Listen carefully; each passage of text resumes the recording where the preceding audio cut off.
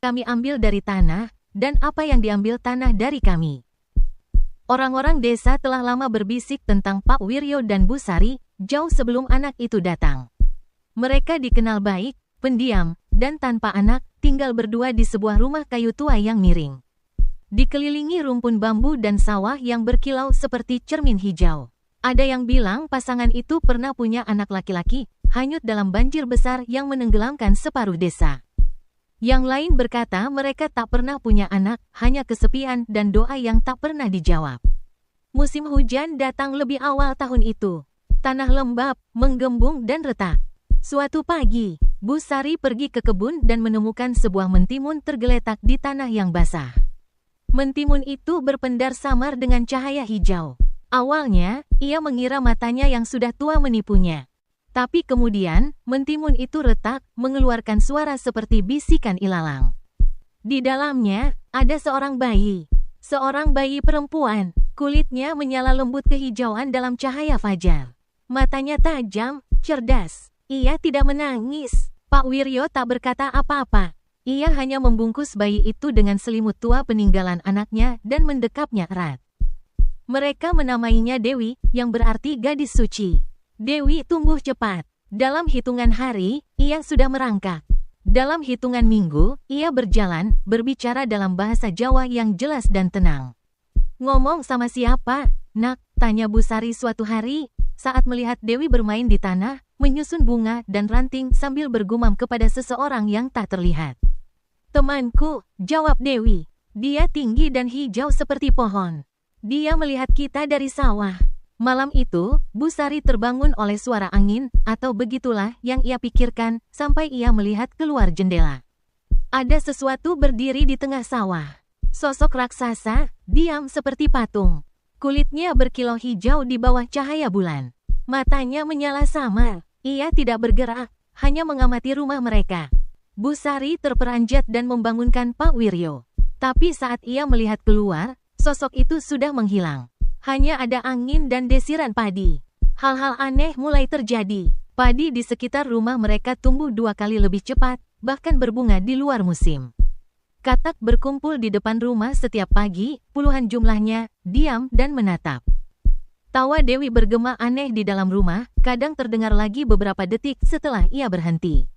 Imam desa datang untuk mendoakan rumah mereka. Tapi saat ia melangkah masuk, Dewi menjerit, suaranya melengking, bercampur dengan gema suara yang bukan miliknya. Imam itu lari ketakutan dan tak pernah kembali. Suatu malam, Pak Wiryo bermimpi, ia berdiri di tengah sawah. Dan sesuatu yang sangat besar berjongkok di sampingnya, berbisik dalam bahasa yang tak ia kenal. Saat terbangun, kakinya berlumpur. Mereka mencoba pergi, dengan membawa pakaian dan bekal. Mereka berangkat sebelum fajar, menggendong Dewi. Tapi jalan berliku, bambu di tepi jalan tumbuh rapat tak wajar. Saat mereka memeriksa peta, sungai berpindah arah, jalan tak lagi seperti semula. Berjam-jam mereka berjalan, sampai akhirnya Bu Sari terdiam, gemetar. Rumah mereka berdiri di depan mata. Mereka kembali ke tempat semula. Kebun mentimun masih ada, mentimun-mentimunnya segar. Salah satunya menyala samar. Malamnya, mereka mendengar langkah kaki berat di teras.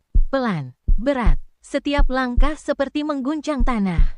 Pagi harinya, ada jejak kaki raksasa di lumpur, terlalu besar untuk manusia, berjari 6.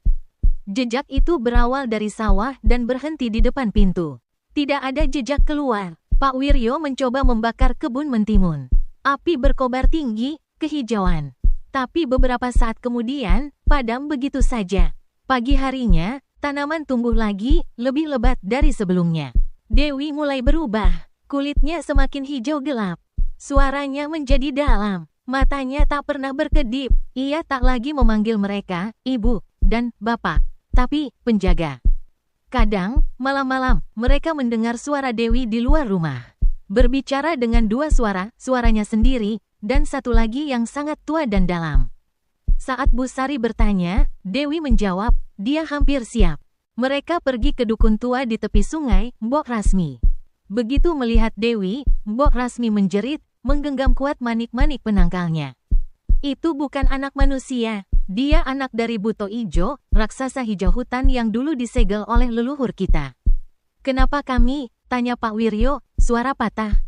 Kalian memohon seorang anak. Kalian berdoa. Sesuatu mendengar kalian. Tapi itu bukan Tuhan. Ia memberi mereka akar kutukan, abu, dan garam suci. Bawa dia kembali. Tinggalkan dia di tempat kalian menemukannya. Sebelum ayahnya datang dan mengambil semuanya. Malam itu, langit menghitam. Petir menyambar. Tanah bergetar seperti bernapas. Mereka menyeret Dewi ke kebun. Gadis itu kini terlalu berat untuk digendong. Matanya menyala hijau. Tubuhnya memancarkan panas yang aneh. Ia menjerit, bukan seperti anak kecil, tapi seperti sesuatu yang sangat tua dan penuh amarah. Petir membelah langit. Sebuah tangan raksasa, penuh lumut dan kuku seperti akar tajam, muncul dari tengah sawah. Hal terakhir yang Pak Wiryo lihat adalah wajahnya, wajah yang bukan milik manusia, seperti pahatan kayu dan batu. Dengan rambut dari sulur dan gigi seperti pecahan tembikar. Dewi tertawa. Ia melangkah masuk ke pelukan raksasa itu. Keesokan paginya, rumah itu kosong. Hanya kebun mentimun yang tersisa, subur dan menyala lembut seperti bara hijau. Kadang, saat kabut turun di atas sawah, penduduk desa masih mendengar tawa anak kecil, berlapis dengan suara lain. Yang dalam dan serak, dan mereka mempercepat langkah, kepala tertunduk. Karena di tengah kebun yang paling hijau itu, selalu ada satu mentimun yang menyala, berdenyut pelan seperti detak jantung.